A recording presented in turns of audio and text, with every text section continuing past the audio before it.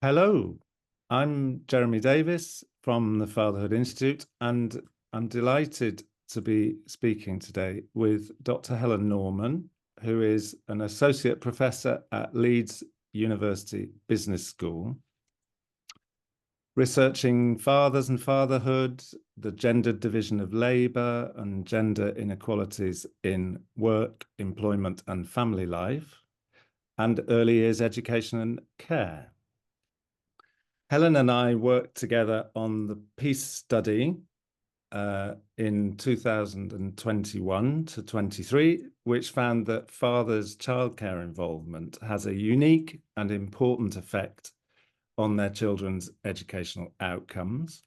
So I wanted to ask you about the findings of your recent paper in the Journal of Family Issues, which looks at the relationship between fathers' early involvement in childcare and their later involvement as hands-on fathers and their working commitments. I feel like this paper is really relevant to everybody, really, policymakers, practitioners, and also to families themselves. It's quite complicated.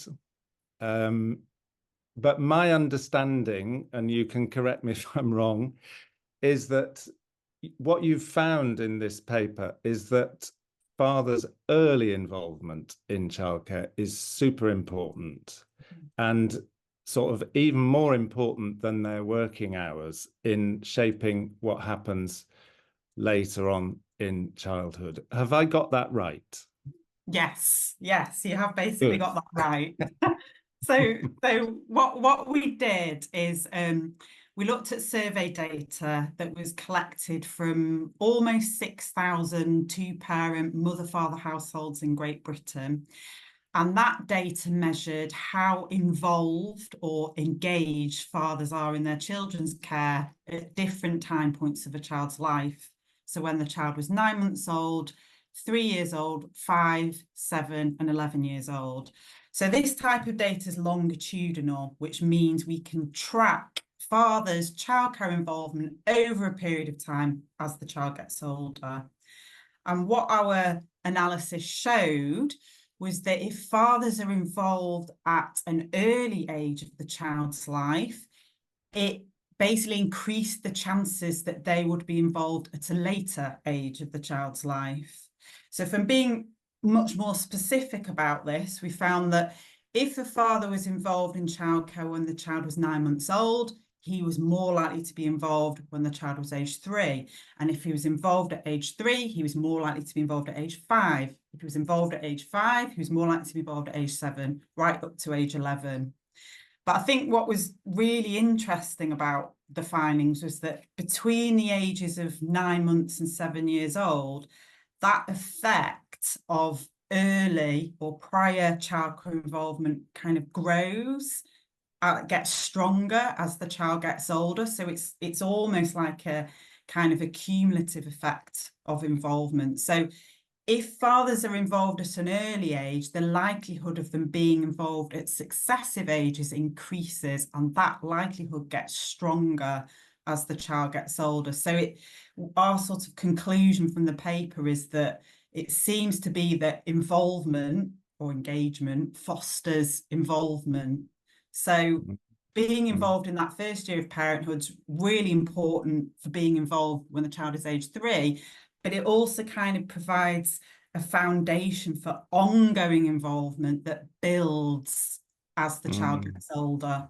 And like you said, we found that effect of prior involvement seemed to be more important than working hours. So working hours are important. They affect how involved a father can be. You know, if he works longer working hours, he's less likely to be involved. But what was most important was how involved he was kind of in the early years. And that seemed to be what it was showing.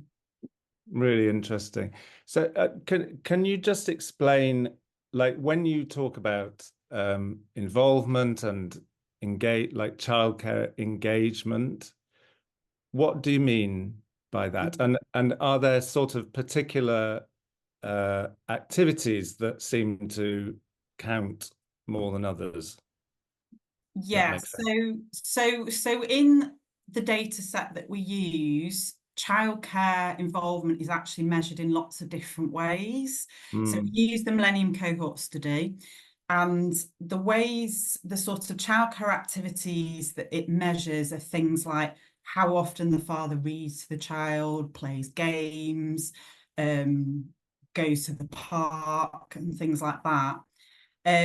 But as you pointed out at the start, we use quite complex statistical analysis that, in very sort of simple terms, basically combines all these different measures of engagement: reading, playing games, going to the park, things like talking about things that are important with the child. And it creates a kind of composite measure of involvement for each age of child that captures all these different activities. So when in this particular analysis, it's kind of about fathers doing all sorts of activities, not just one singular activity. So it's not just about playing a game every week or reading a book every day. It's kind of a combination of all these sorts of interactive, developmental, educational one-to-one activities that are important. And I probably should say, when I talk about being involved, it's kind of it's sort of measured as doing these things kind of at least once a day or more, or several times a week, doing them quite regularly. So we don't look at the effect of fathers engaging in singular activities, but that might be interesting to look at in the future, perhaps. yeah. Okay. But so that involvement, so it's focused on their interaction with the child. So it's that, as opposed to necessarily, although I guess we would also want dads to do this too.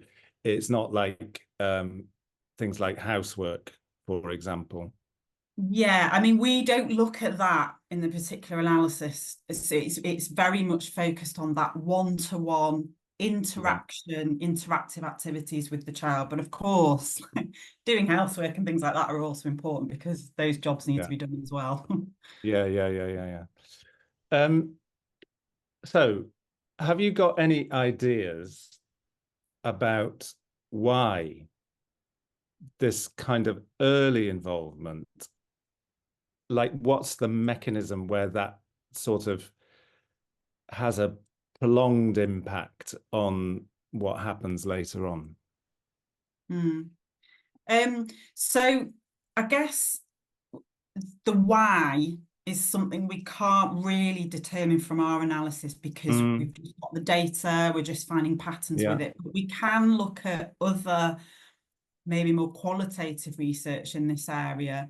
And there's some evidence to show that when fathers have the space to develop their caregiver roles from an early age of the child's life, then this is likely to help them develop their relationship and bond with their child and kind of grow into their caregiving roles and behaviours. And that, I think, kind of makes intuitive sense, because for our findings, because if a father establishes his caring role early and sort of establish that, he has the capability to keep building on that as the child gets Mm, older. So mm, it's kind of really important that fathers have that time and space to be engaged in childcare, particularly in that first year, because as our analysis shows, it seems to support ongoing engagement with the child as they get older. And there is evidence from like the Nordic countries, I think, that finds that the other thing that might be important is fathers actually caring for children on their own without the presence of the mother. And some of mm. that research shows that that's particularly important for them to develop their bonds and relationships with their children, because I guess if the mother's there, there's a risk that she will end up doing most of the childcare and the father will do a lot of the supportive stuff around that, like looking after the Mm. mother and while she attends to the childcare, like making dinner and things like that, which also really important things as well. But if the focus is on the dad developing that engagement with the child, then that might be Yeah. something important too. Yeah. No, it's super interesting, and I think because I suppose the crux of the parent-child bond, I feel like there's a lot of evidence out there now about how that works, and it is about the sort of give and take, and it is like a cumulative process of the child, especially when they're very young. The child sort of knowing that they can trust the Yes. specific caregiver to meet their needs. And and that doesn't happen automatically. That comes from spending time doing it. And the baby knowing that when they cry, the caregiver is going to work out what it is they need and give it to them. And so it does make intuitive sense, doesn't it? That the earlier you're doing that, the better equipped you are to then follow that journey Absolutely. forward. Absolutely, yeah, definitely. So, I mean, in the conclusion of the paper, you talked about some things that were music to my ears as somebody who's kind of working quite hard to try to get a better statutory paternity offer for dads in the UK. So you talked about the importance of paternity leave and sort of reserved leave for fathers and other things around that. Can you say a bit more about that stuff? Yes, absolutely. So because the main conclusion of the paper is paternal engagement is really important in the first year because it provides this foundation for ongoing engagement. So it's kind of like setting a pattern of engaged fathering that persists as the child gets older. So I think that in itself really underscores the importance of providing fathers with the time and space in the first year of parenthood to engage properly with their child. And this is why paternity or father-only parental leave entitlements that are well paid, targeted to the father, not transferable, they're really important because time off work gives fathers that opportunity to engage with their children from that immediate post-birth period. And it's that time and space that's so important because it sets that foundation for ongoing involvement as the child gets older. So if we look at what's in the UK at the moment, fathers are entitled to 2 weeks of paternity leave, but a 2-week period of paternity leave is too short. It doesn't provide enough time for a father to settle into being a father and develop his bond with his child and develop the way in which he can engage with his child. And when you compare it to what mothers are entitled to, they're entitled to up to a year. It's really short. So there needs to be a longer, more sustained period of paternity leave for fathers so that they can develop that caregiver role with their child. And this, again, is supported by other research. There's been research done in the Nordic countries and in the US as well that shows that when fathers take longer periods of leave, they're more likely to frequently engage in the care of children and more likely to report closer relationships with their children during the first few years. And I have to mention here, there are other benefits of fathers being engaged. For example, our peace study shows that when fathers are really involved in childcare in the early years, that is associated with better educational attainment for children in those early years of primary school. So there are other benefits to it as well. Yeah, no, absolutely. And I think it's so useful to be able to look at this work and the peace study together. And do you know what I mean? It really feels like it strengthens our case, I think, very well for that leave. And I also think I mean, you mentioned like evidence from the Nordic countries about solo leave by dads. Even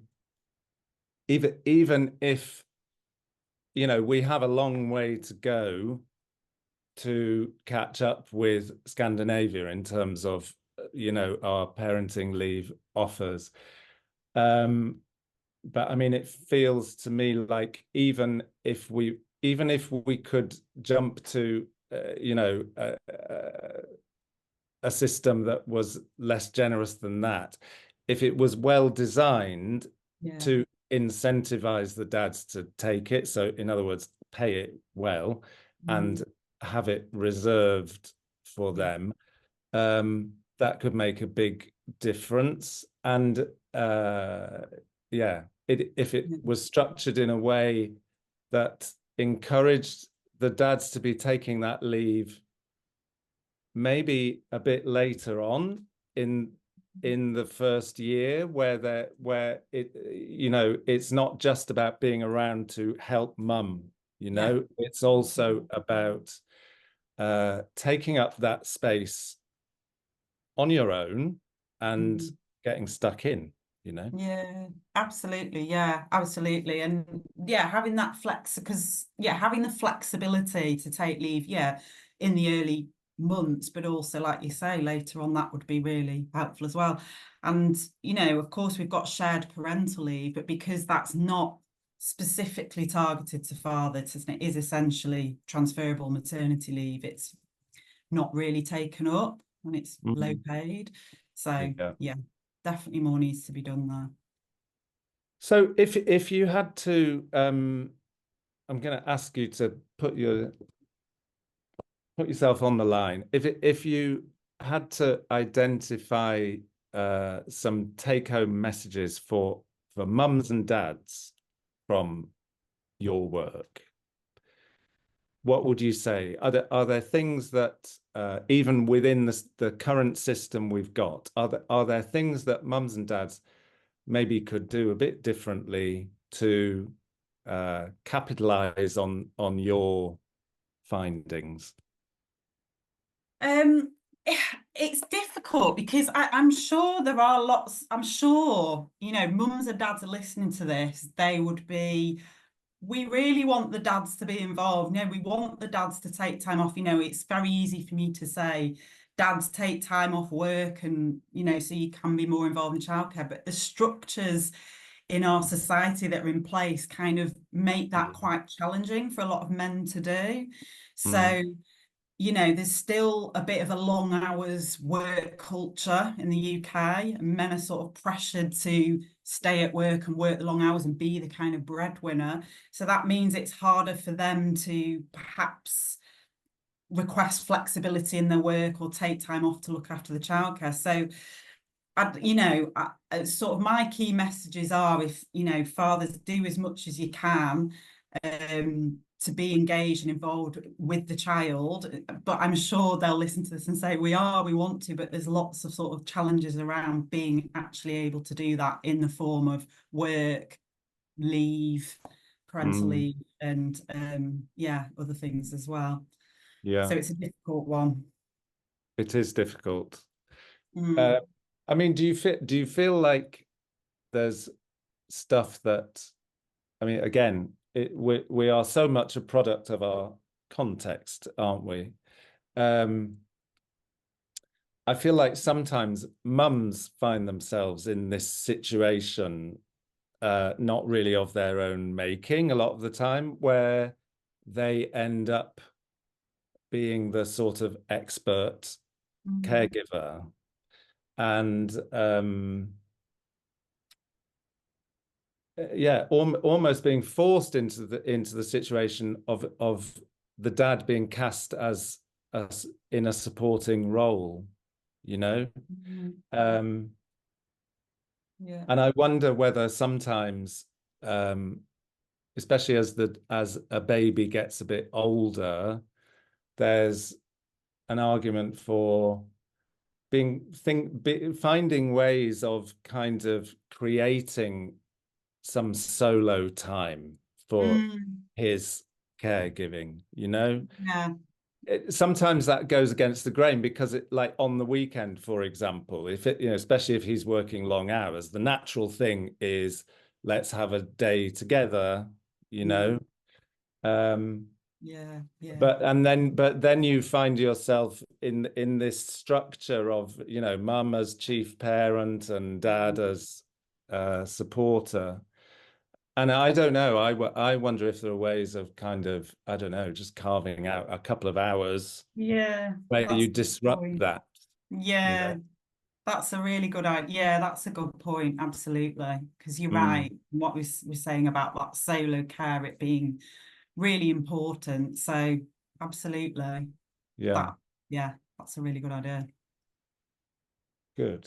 Yeah. So what's next for the Dr. Helen Norman research juggernaut? What are you working Well, on? we are actually doing some follow-on kind of work that will build on the Peace project. Sorry, the project that looks at paternal involvement and its effects on children's education project. So Mm, we have some data. It's actually from Parent Kind, which are yeah. an organisation that they were formerly known as the National Association of Parent Teacher Associations, and they have some really good, rich data collected from over 5,000 parents in the UK that asks things about fathers involved, how, not fathers, sorry, about how parents are involved in childcare and the sorts of things they do and what barriers they come across and how they engage with the school and kind of the barriers around that. So I'm doing some analysis now that looks at that data, but looks specifically at fathers to see kind of what barriers they're coming across when they're trying to engage with the school or trying to do these different sorts of activities. And so we're kind of in the middle of that analysis now. So hopefully we'll get some interesting findings from that kind of in the autumn, probably. We will look forward to that. Yes. Brilliant. Well, thanks very much for your time. And yeah, we will catch up again soon. Yes, thank you.